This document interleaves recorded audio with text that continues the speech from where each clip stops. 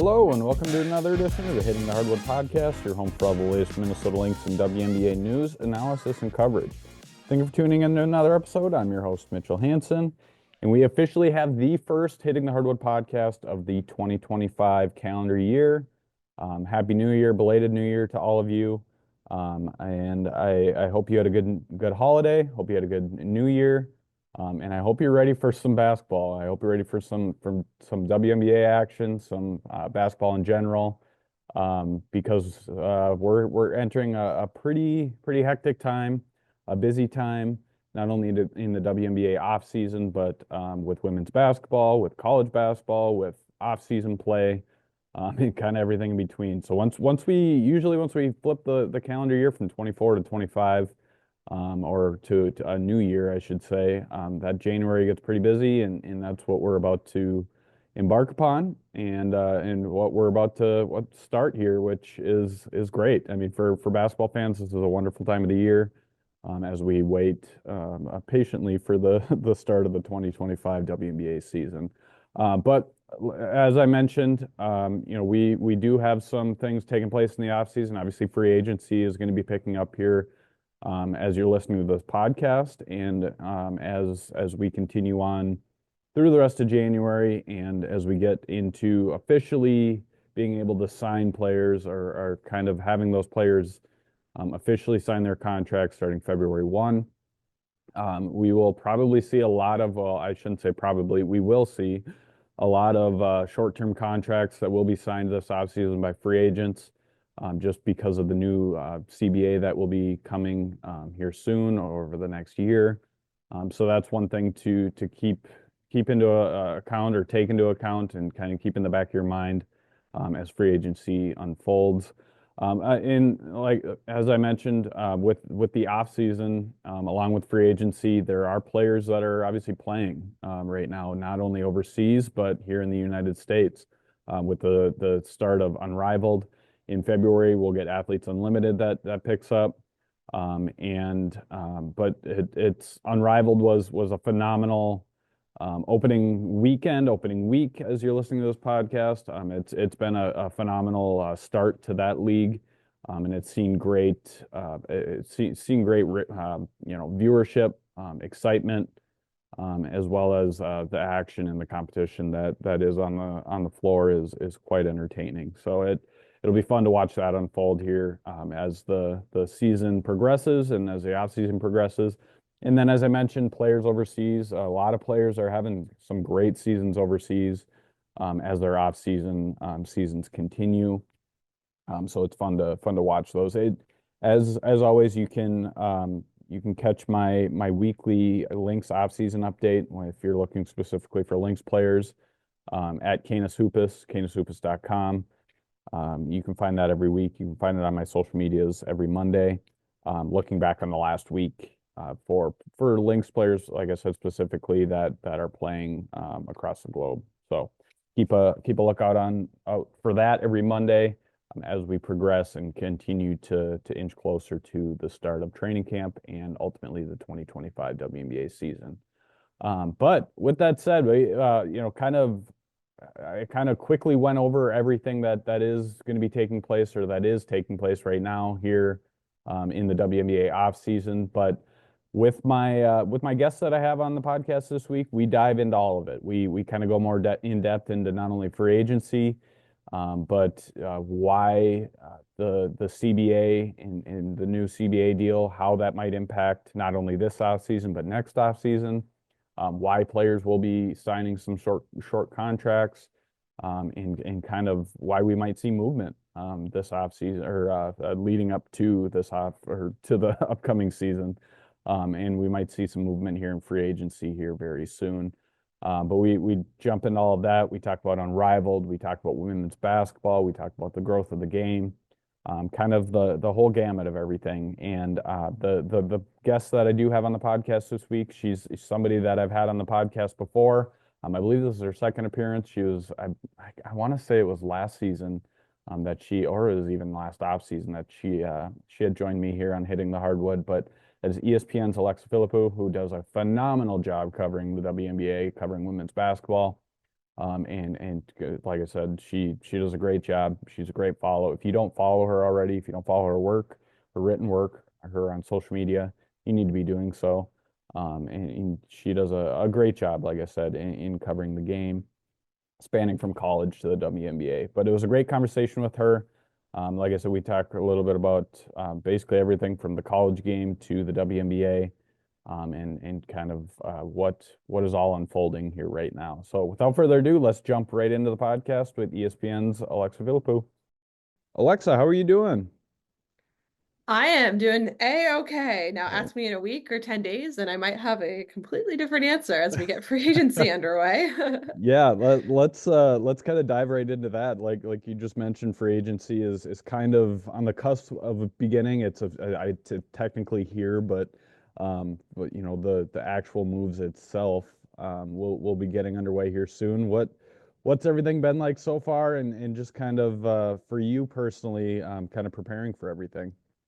Yeah, well, it's always a busy time of year because I also cover college basketball. So college Hmm. basketball's in full swing. Obviously, we had Unrivaled launch last week, and so there's a bunch of interest in that. And then free agency being so interesting this year, and so it felt like there's a ton of things coming back from the holidays that were kind of all on all of our plates in the women's basketball world. But I think there's still this sense of excitement even amid the chaos. And I think the next few weeks will hopefully be really fun for people in and around the sport and for fans. And it feels like because of Unrivaled and because of free agency happening, it just feels like there's just been nonstop women's basketball to either Hmm. talk about or to watch, now that we're talking about another pro league. So that in of itself is really exciting. But yeah, it feels like somehow the finals were forever ago, but also like not like, last week. Like time's so weird that it, Right. it feels like, it could have been last week or it could have been like a year ago. And so now we're here and we'll see what all these teams now look like as we head into the 2025 season. Yeah, it's kind of crazy that as soon as the calendar year flips over, I mean, in a normal off season, as you're well aware, like you have that span from between the finals until free agency starts, and it's very quiet during that time. Players are going overseas, and you don't really get to see them like they are, this off season here in the United States. But this year it's been different, where it feels like there's just been a consistency since the end of the season. Nothing's really dropped off. And then as soon as you flip that new year, flip the calendar year over, it just absolutely blows up and picks up quite a bit. But we're Yeah. definitely in that space right now.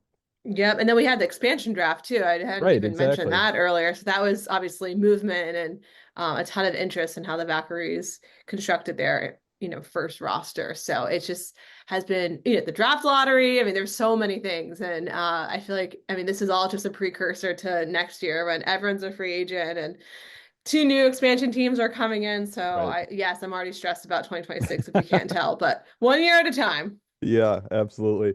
It before we one thing I want to ask you about here in a little bit is kind of the contract situations and how that might impact 2026. Not only with free agents this year, but current players under contract. But before we get to that, free agency, what do you expect it to be? A busy off season. I mean, obviously there's some big names out there, but do you think it'll be kind of a I don't know, a busy offseason or offseason of moves throughout the WNBA?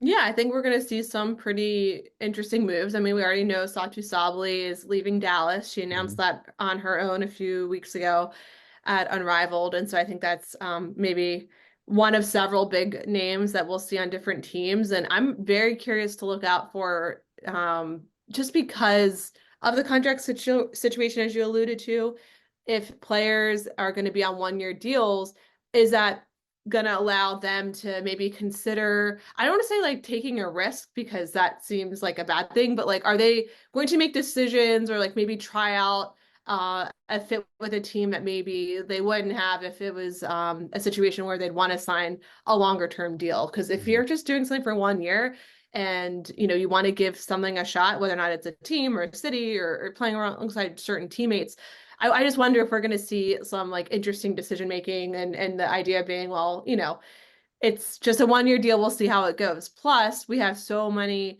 new coaches coming in. And so it's going to be really interesting to see how those newcomers try and craft their rosters, because obviously they have some say in that. And especially with so many different playing styles that are probably going to be brought into the league with some of these hires in particular. So I'm really interested to see all the influences of that and how that kind of transpires over the next few weeks. But yeah, I think it'll be a pretty exciting free agency. I'm always interested in, the big things that people maybe couldn't have foreseen happen, that end up happening or stuff like that. And so and then obviously too, like we've talked about the Valkyries, but how they build off their expansion draft and actually try and form their eventual opening day roster. So lots of things to look out for and plenty to talk about over the coming weeks. Yeah, absolutely. And people who are listening might be wondering why we're talking about these 1 year deals or why we're talking about the short-term deals. The CBA, the impending CBA, or the kind of that negotiation, that plays a huge role in all this. That is the reason why players would be signing 1 year deals, because they don't want to, I don't want to say strap themselves down, but they don't want to get themselves into a 2 to 3, whatever, even larger contract when they could be making more money in their next contract, once the new CBA goes into effect. So that throws a huge wrench into this offseason. It not only, players are thinking about where they want to play. They also have to think about the expansion teams, not only this year but next year, and they're thinking about how much they can make. I mean, and you're not even taking into account the free agents this offseason, but you're going to have all these players entering contract years here in 2025, anticipating next offseason kind of cashing in. So as much as this offseason could be kind of a build-up, next offseason is just gonna, I feel like, be just absolutely wild. Yeah, there was some quote, I think it was in the Washington Post, of some executive that was essentially saying we should just get, all the front office people around a table and draft like fantasy football style, because that's essentially how wide open things are going to be. Right. Besides, like obviously they'll have to figure out, and I don't know if there's a way that they could change this with the next CBA, but if you have there's a few veterans that I think maybe one or two that are on longer term deals at the moment, but even outside of them, if you have rookie scale contracts, like I don't know if there's a way. I don't know enough about Hmm. how this would work from a legal standpoint, more or less. But if there's a way that those contracts would be scaled, or if there's nothing I guess they could do about it, and so those rookie scale contracts would be just like set in stone, like for sure. Hmm. But yeah, besides those rookie scale contracts, then we're basically talking about the vast majority of the league that are essentially going to be getting a bigger payday, and then looking for new teams, and then you have expansion franchises as part of that equation. So yeah, I'm definitely expecting it to be a very wild 2026 free agency. Yeah. I wonder if those expansion teams as well, if they're going to take more of a Golden State approach to their draft, which we saw Golden State this offseason kind of take a lot. I don't want to say take a chance on overseas player or international players, but they drafted a lot of international players with, I think, maybe the anticipation of trying to persuade some of those free agents to sign with them this offseason, or at least giving them the flexibility. I wonder if those other two expansion teams will do the same, as well as it'll be interesting to see how the current WNBA landscape and how the existing teams kind of maneuver all of this as well. I mean, you're kind of making moves essentially like people do, or like teams have done in the past with drafts. Like, okay, next year's draft class is going to be talented. We don't want to, kind of strap ourselves down in the anticipation of, adding one of those players. It's almost the same thing, just with free agency, which, well, if you're a fan of free agency and you like following the news, next offseason will be very fun. Let's just say that. Oh yeah, that's going to be the one, especially with this moment of growth in women's basketball and the Right. rise in popularity that we've seen. I think next year will, I'm sure, bring in even more people or keep them really entertained and informed and intrigued as Mhm. as all that gets underway. Yeah. you kind of talking about the interest in the game and just kind of the rise of women's basketball, or kind of building off of that excitement of women's basketball that we saw throughout 2024. That brings me to my next topic of Unrivaled. I mean, it's as people are listening to this, and we're entering the first full week of Unrivaled after a very successful opening weekend. What were your thoughts on what we saw, and did it kind of live up to the hype of what you had hoped it would be? Yeah, well, I watched from afar, so I can't speak to what it was Hmm. like in Miami, although it seemed like it was a really fun experience in that arena.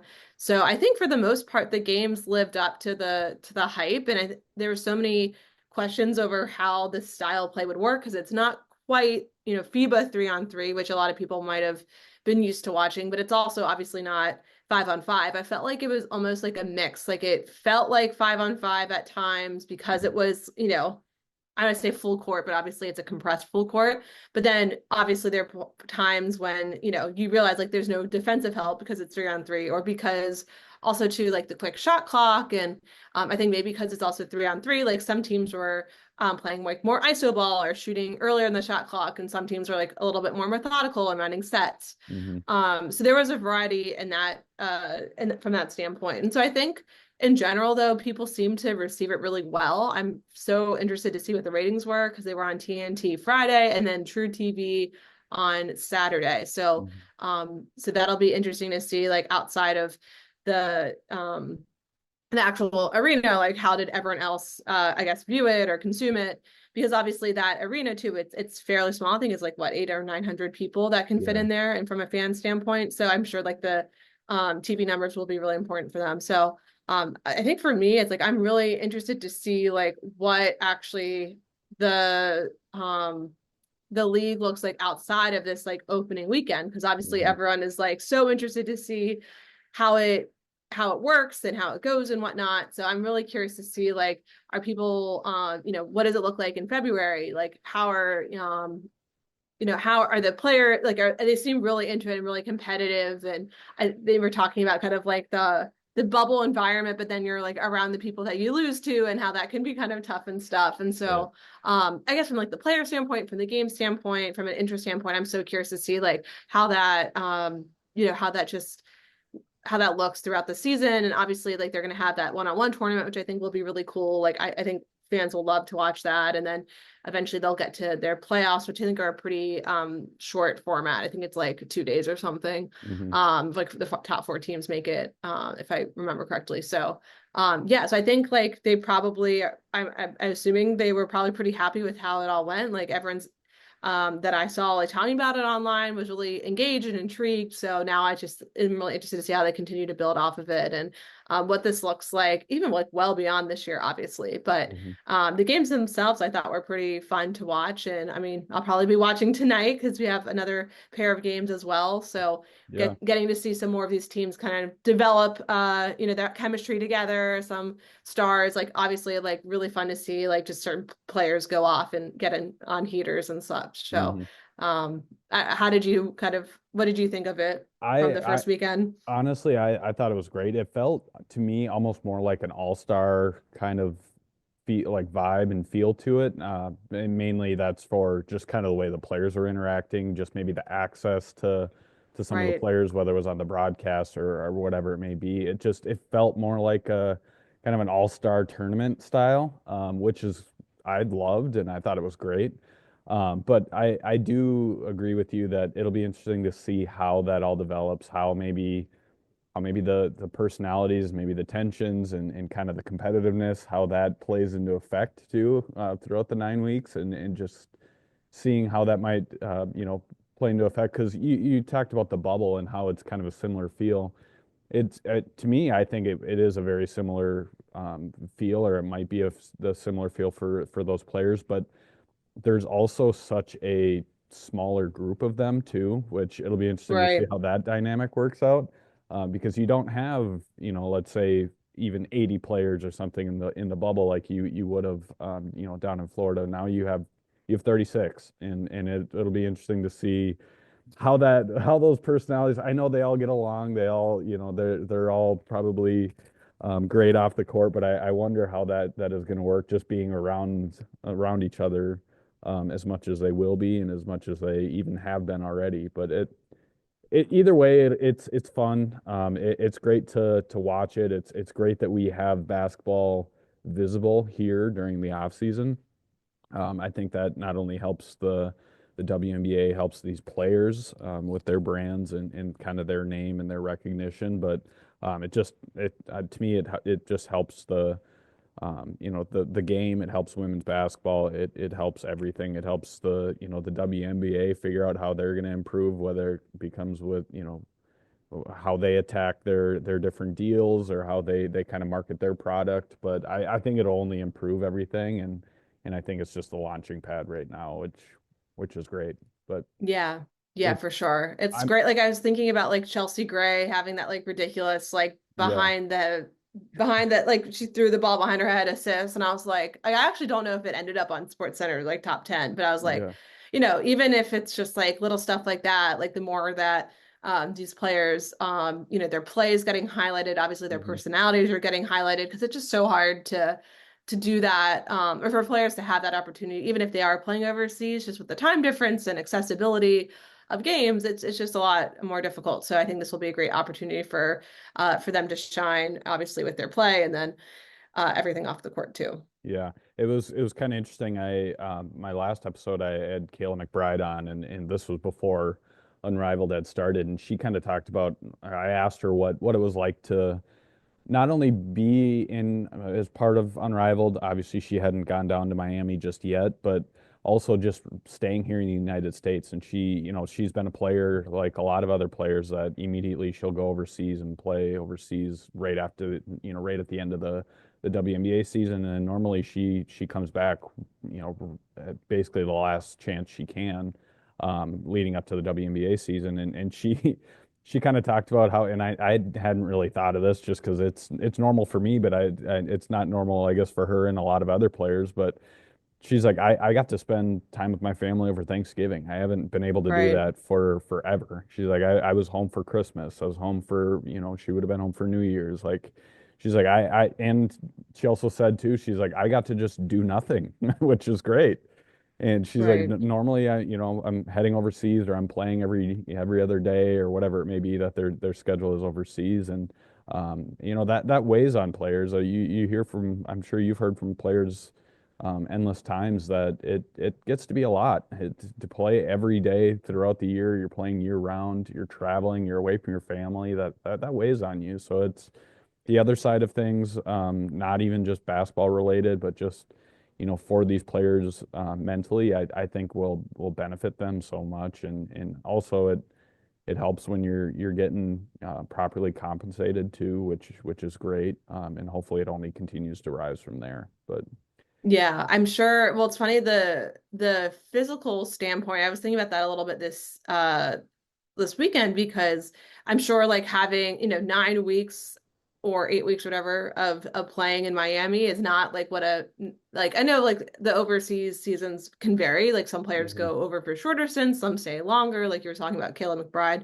But also like watching them, I was just like, because the 3-on-3 games like tend to be like quicker pace and like so fast, and I was also Right. just like, oh my God, I mean, they're probably going to be gassed, like especially initially, but they're also probably going to be in such great shape going into the WNBA season, coming off of Unrivaled. So Right. but I do also wonder too, like because it's so, it is 3-on-3 and it is like quicker pace, like if that also will have like, if that does have some sort of impact on their bodies, not necessarily like good or bad, but I know hmm they also have like a ton of resources for like recovery and strength and conditioning and stuff down there. But I was just like, damn, like they're playing this Right. crazy fast style for like 8 weeks. Like that's gotta be tiring, but also like they'll, if they can keep it up, they'll be great shape coming come April, right, for training Yeah. camp. Yeah, that's one thing Kayla McBride had said as well. Is she's like, I'm going to be in great shape when the season starts, which she normally is when she's played overseas, but she'll probably be like you just said, she'll probably be in better shape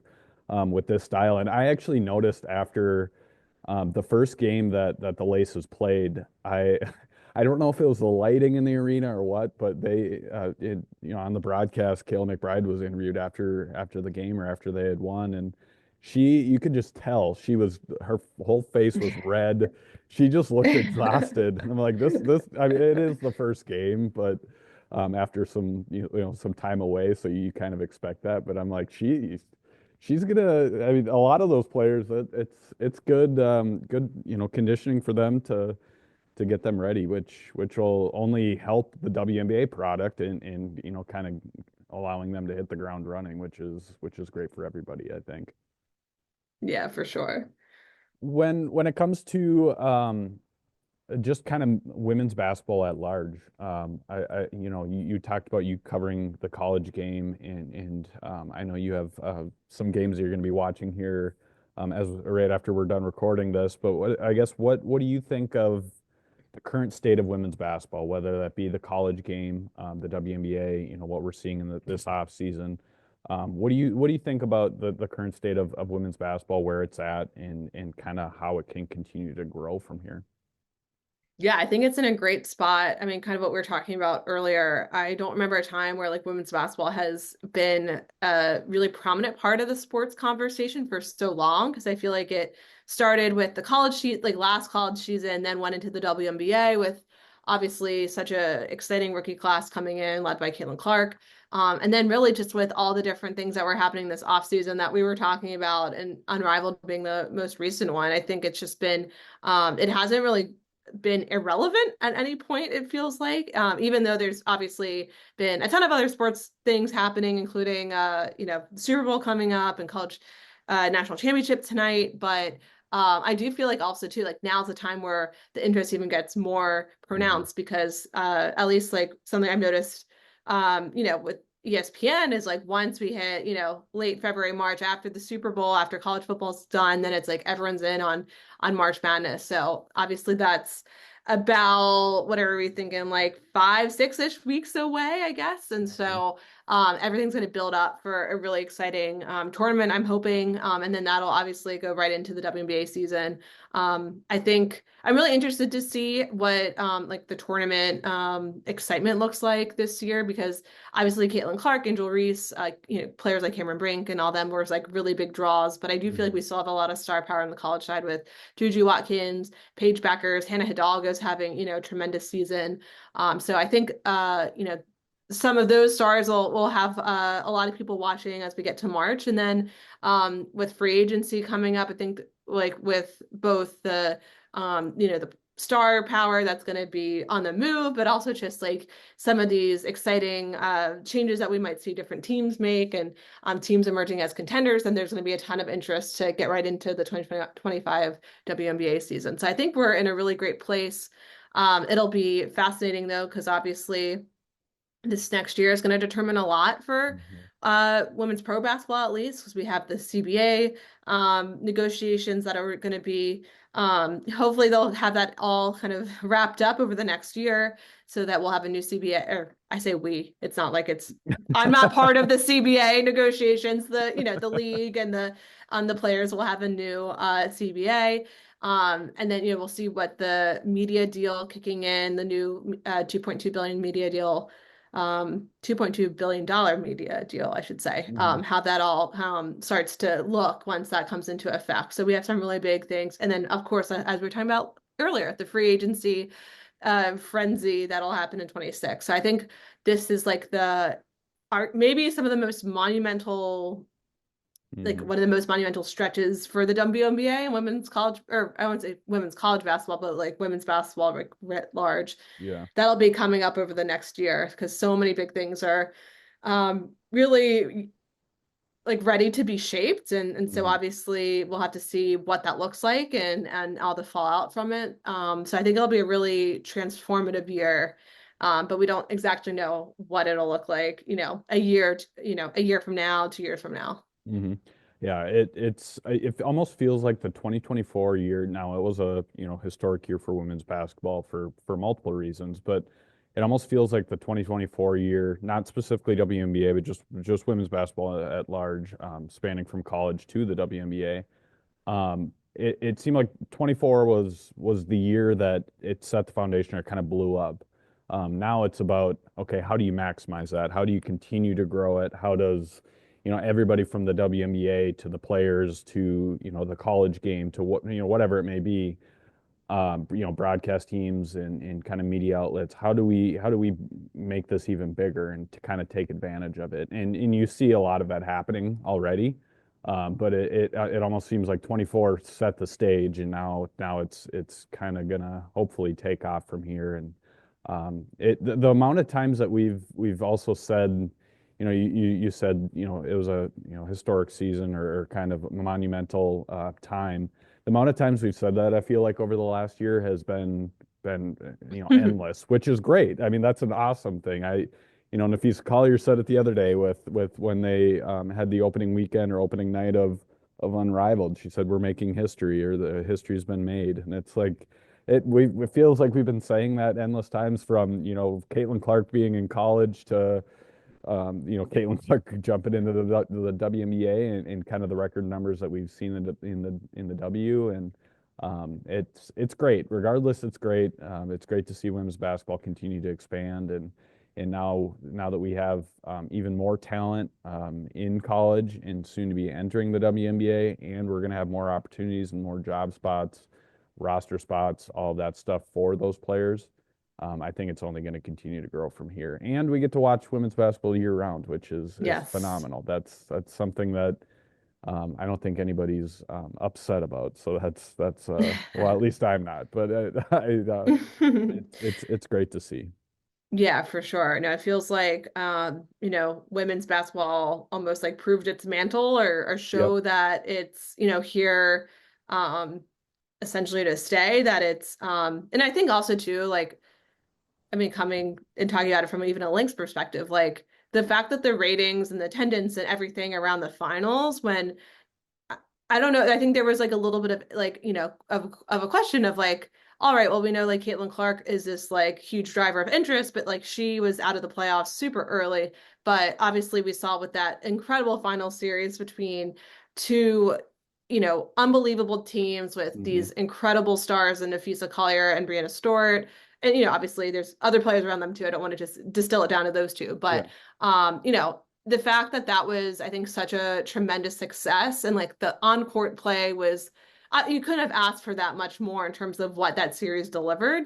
And then you saw that like it garnered a ton of interest, and it just, I think, went to show that like this is just like a huge, this is not just about like one player or one team. It's just about like this Hmm. sport as a whole. And so now it's like, how's the league, how are the players going to channel that interest into really making changes for how the league operates, for the different, the life of the player, like, how much Hmm. money they're getting, what sorts of, I know like they've talked about like in the CBA standpoint, like, are they going to get pensions? Do they want to try and implement standards for, the, for facilities or for resources, like from each team standpoint. So now it's about trying to take that popularity and channel it into like lasting change for the league, for the players, for the team. So that's what's really exciting about this moment. And there's only, I think more and more reason, with like you were saying, all these players that are huge names that are coming up from college and that are going to be in the league soon too,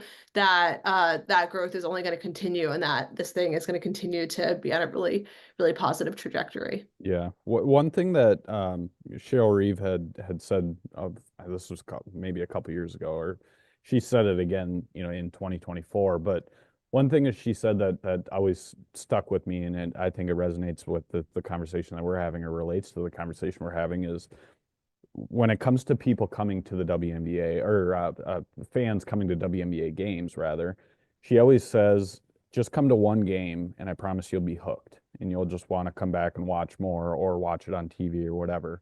And I view I view it similar in 2024 to Caitlin Clark. I mean, regardless of how people come to the game, whether it's, when I say come to the game, as far as, watching it on TV or coming to a game physically, but regardless of how they come there, if they're coming there to watch Caitlin Clark and they're staying to watch the game, great. If they're not coming for Caitlin Clark, they're just coming for the product itself, great.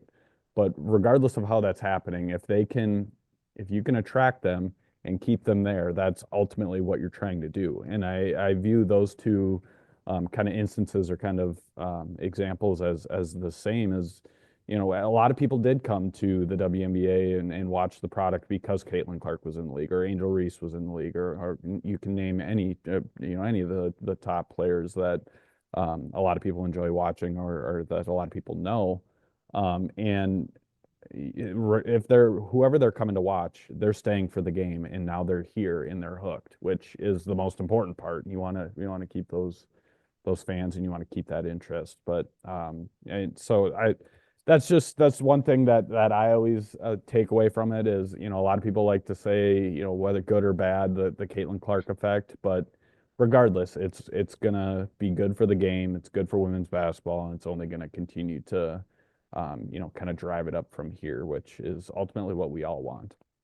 Yeah, and I think you can't dispute that the talent on the court is really just at a fantastic level right now. I Right. mean, we have so much individual star power. We have so many like this past year we had so many exciting teams, right? Like the Liberty as they were going on their championship run, the lengths that, in some ways it felt like came out of nowhere to Hmm. really they were obviously seconds away from winning a championship and the Aces led by Asia Wilson and the Fever having the run they did with Caitlin Clark. And, there's, even with like, I know some of the other teams, like, the Storm and the Mercury didn't necessarily have like the playoff success that they wanted, but like this collection of talent that were on those teams that drew a lot of interest. So I do feel like, especially now that we're talking about this free agency moment too, that there's going to be, just the level of play has been so great and it's only going to, continue to grow.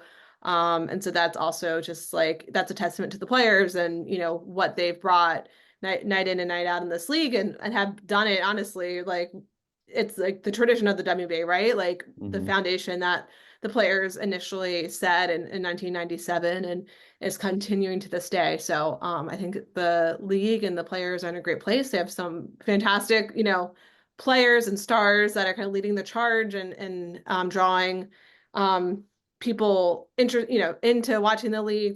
They're doing tremendous things on the court, off the court, and so things are in a really great place. Hmm. Yeah, absolutely.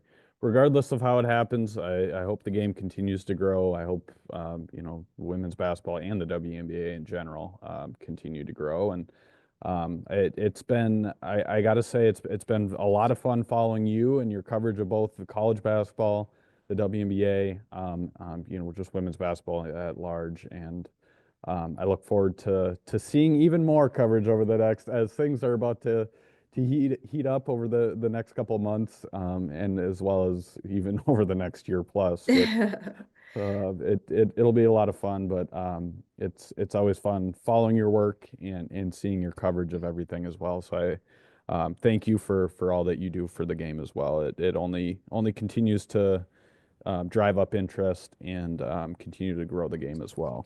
So Well, I appreciate that. I play a very small part, but happy to be in yeah. this space alongside you and so many other fantastic colleagues of ours. So thank you for that and for, great conversation. So Yes, we'll have absolutely. plenty of things I'm sure to talk about over the next year plus too. So Yes, lots of good stuff.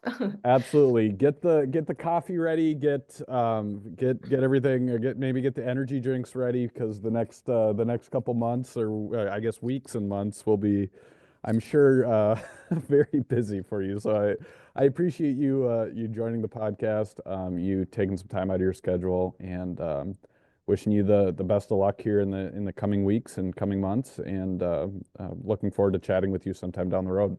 Great. No, I appreciate it. Thanks so much, All right. Mitchell. Thank you once again to Alexa for joining the podcast this week. As I mentioned, she's so good at what she does, and she's such an insightful listen. She's a great conversation, and I always appreciate the conversations that I have with her, and I appreciate her taking some time to join me on the podcast here as she's getting ready for a busy time of the year for her personally, not only with the college game but the WNBA offseason and the news that's going to be coming out here very soon.